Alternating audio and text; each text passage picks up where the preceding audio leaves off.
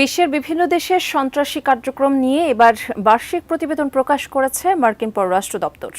বৃহস্পতিবার প্রকাশিত ওই প্রতিবেদনে উঠে এসেছে বাংলাদেশের সন্ত্রাসী কার্যক্রমও, যেখানে ২০২৩ সালে শেখ হাসিনার নেতৃত্বাধীন আওয়ামী লীগ সরকারকে নিয়ে বেশ কিছু চাঞ্চল্যকর তথ্য দিয়েছে যুক্তরাষ্ট্র।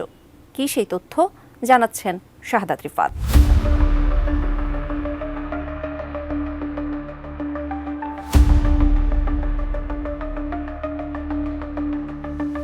ছাত্র জনতার গণ আন্দোলনের মুখে শেখ হাসিনা সরকার পতনের পর থেকে আবারও আলোচনায় মার্কিন যুক্তরাষ্ট্র। বাংলাদেশ ইস্যুতে দেশটির ভূমিকা কি, এ নিয়েও রয়েছে নানা যুক্তিতর্ক। অতীতের মতো বাংলাদেশের নানা রাজনৈতিক ইস্যুতে কথা বলে থাকে ওয়াশিংটন। এবার বাংলাদেশে ২০২৩ সালের সন্ত্রাসবাদ ও এর প্রতিরোধে বিগত আওয়ামী লীগ সরকারের তৎপরতা নিয়ে প্রতিবেদন প্রকাশ করেছে মার্কিন পররাষ্ট্র দপ্তর, যেখানে শেখ হাসিনার নেতৃত্বাধীন আওয়ামী লীগ সরকার নিয়ে বেশ কিছু চাঞ্চল্যকর তথ্য দিয়েছে যুক্তরাষ্ট্র।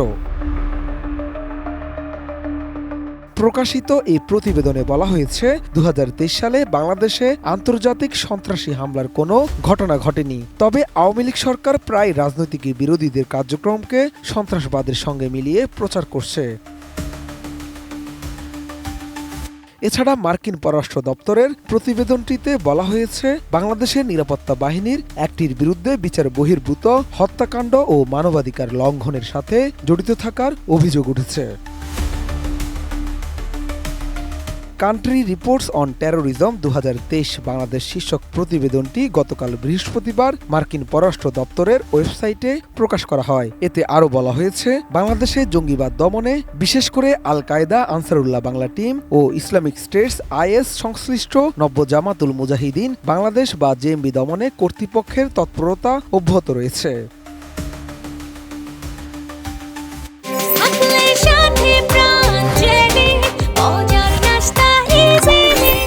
বিতর্কিত ডিজিটাল নিরাপত্তা আইন বাতিলের পর ২০২৩ সালে সাইবার নিরাপত্তা আইন CSA নামে আগের আইনের কিছু ধারা ফিরিয়ে আনার বিষয়টিও উল্লেখ করা হয়েছে এই প্রতিবেদনে, যেখানে বলা হয়েছে এই আইনে পুলিশকে বাড়তি ক্ষমতা দেওয়া হয়েছে। মত প্রকাশের কারণে সরকার সমালোচক ও নাগরিক সমাজের প্রতিনিধিদের গ্রেফতারের ক্ষমতাও পেয়েছে আইনশৃঙ্খলা রক্ষাকারী বাহিনী। মানবাধিকার লঙ্ঘনের অভিযোগে ২০২১ সালে র্যাবের উপর নিষেধাজ্ঞা দিয়েছিল যুক্তরাষ্ট্র। প্রতিবেদনে বলা হয়েছে ২০২৩ সালে র্যাবসহ বাংলাদেশের আইনশৃঙ্খলা রক্ষাকারী বাহিনী ১৬৩ জনকে গ্রেফতার ও ৫৫টি মামলা করেছে। প্রতিবেদনে বলা হয়েছে অভ্যন্তরীণ নিরাপত্তা জোরদার ও সন্ত্রাসবাদ মোকাবেলায় বাংলাদেশের কর্তৃপক্ষ যুক্তরাষ্ট্রের সঙ্গে মিলে কাজ করছে।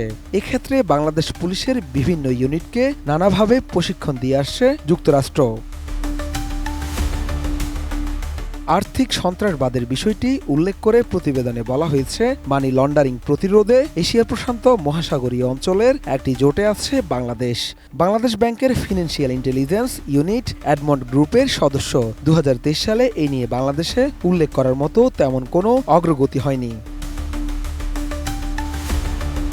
শুধু বাংলাদেশই নয়, ২০২৩ সালে বিশ্বের বিভিন্ন দেশে সন্ত্রাসী কার্যক্রম নিয়ে বার্ষিক এই প্রতিবেদন প্রকাশ করেছে মার্কিন পররাষ্ট্র দপ্তর।